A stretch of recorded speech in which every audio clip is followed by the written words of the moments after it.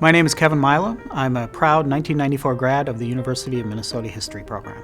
I am currently the manager of outreach education for the Minnesota Historical Society. I'm in charge of curriculum development and teacher education for a K-12 audience. I majored in history and political science, and I knew that from the start. I dabbled in other areas, but came back to what my love was, because I figured if I was doing something I really enjoyed, I would find some way to make it pay. As a public historian, I started like many people do, and I highly recommend this path for people.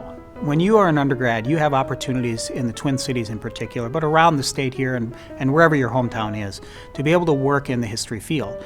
There is always a need for docents, people who are going to be interpreters at historic sites or in museums. There's a need for researchers. What I look for as a hiring manager is someone who has a broad range of experience and understands how to work with the public.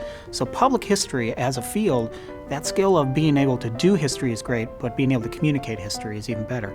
History is really about perspective, and you have to be able to understand multiple perspectives in order to understand that whole story.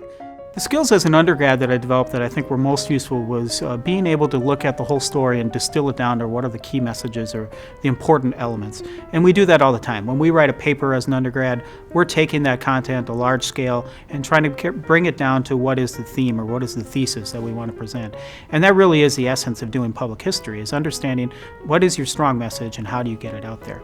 The most exciting thing I find about public history is actually working with kids. There was a group of 8th grade boys coming from Florida.